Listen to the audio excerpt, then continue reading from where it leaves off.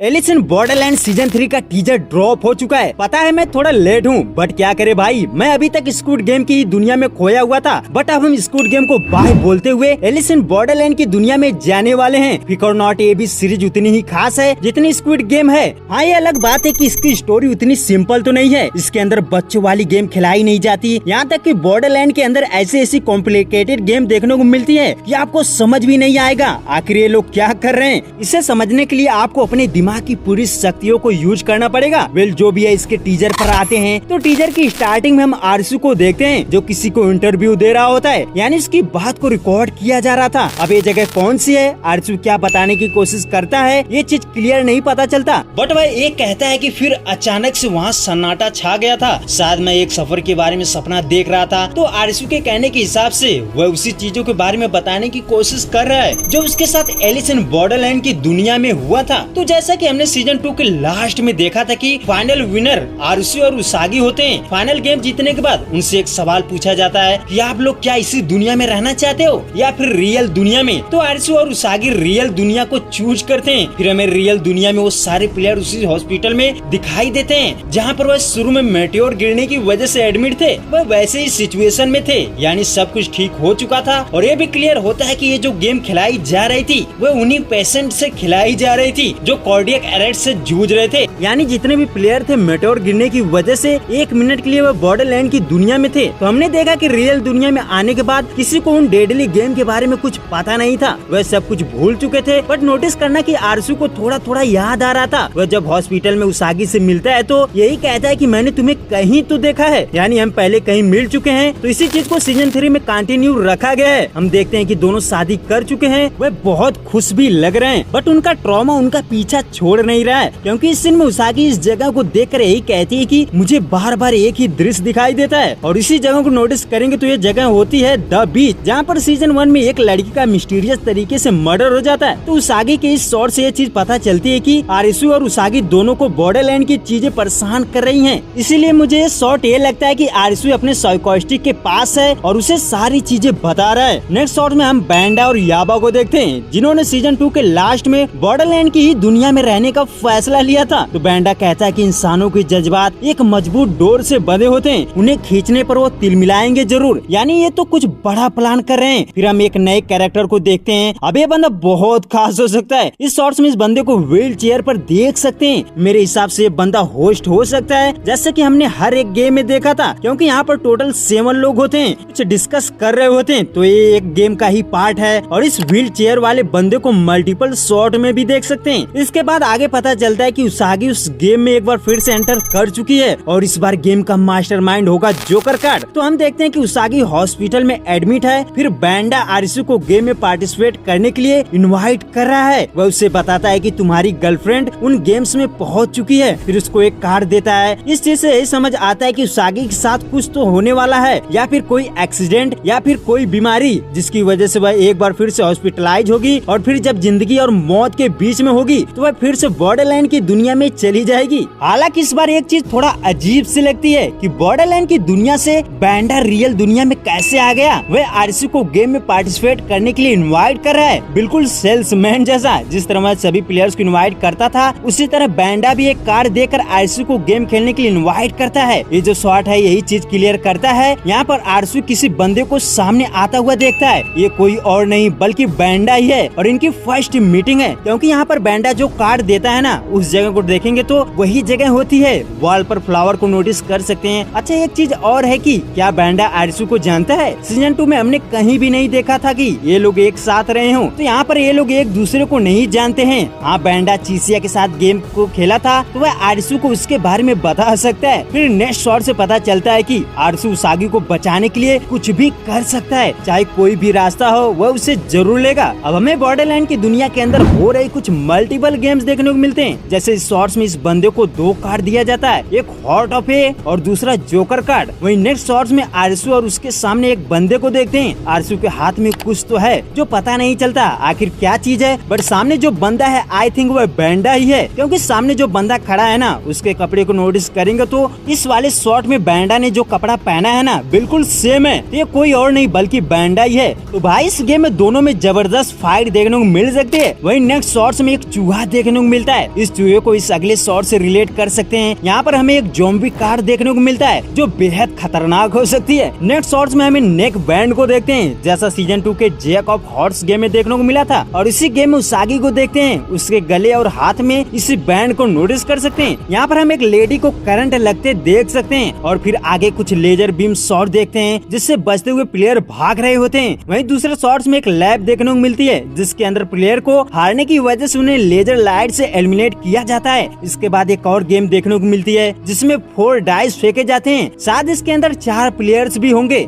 इसके बाद एक शॉट गन वाला भी कार्ड देखने को मिलता है। कार्ड को नोटिस करेंगे तो ब्लड के धब्बे दिखाई देते हैं, यानी इस गेम में सीधा ठोकना होगा। वही भाई जिसे देखो सीधा ठोक दो। वेल सारे सीन्स एक तरफ, ये वाला शॉट्स एक तरफ। ये देखकर भाई अंदर से सारा सिस्टम हिल गया भाई, क्योंकि यहाँ पर एक लेडी लेटे हुए है और एक बंदे को लेजर लाइट से एलिमिनेट किया जाता है। अब एक कोई और नहीं बल्कि अपना आरिसु और उसकी गर्लफ्रेंड उसागी है। इसका मतलब क्या है, आरिसु उसागी को बचाने के लिए खुद को सेक्रीफाइस करने वाला है, क्योंकि इस शॉट्स को ध्यान से देखेंगे तो उसागी व्हाइट शर्ट और ब्लू पैंट पहने नजर आती है, और इसके पहले के भी शॉट में यही कपड़ा होता है। वहीं आरिसु के भी सेम कपड़े नोटिस कर सकते हैं, यानी आरिसु और उसागी ही हैं। अगर ऐसा है तो भाई ऐसा मत करना है, क्योंकि गिहुन के मरने की वजह से जो ट्रॉमा स्क्विड गेम वालों ने दिया है ना, अभी भी उसे ऑडियंस भूल नहीं पाई है। और तो और गिहुन के मरने की वजह से ही बहुत से लोगों ने सीजन 3 को डिसलाइक कर दिया था। तो इस शॉट से ये भी लगता है कि आरिसु मरने वाला है, बट यहीं पर कंफ्यूजन क्रिएट होता है कि क्या एलिस इन बॉर्डरलैंड के मेकर्स इतने बड़े बेवकूफ हैं जो इतना बड़ा सस्पेंस टीजर में ही रिवील कर दिया। तो भाई कुछ भी हो सकता है, मेकर्स की सोची समझी साजिश भी हो सकती है, क्या पता ये कोई सपना हो।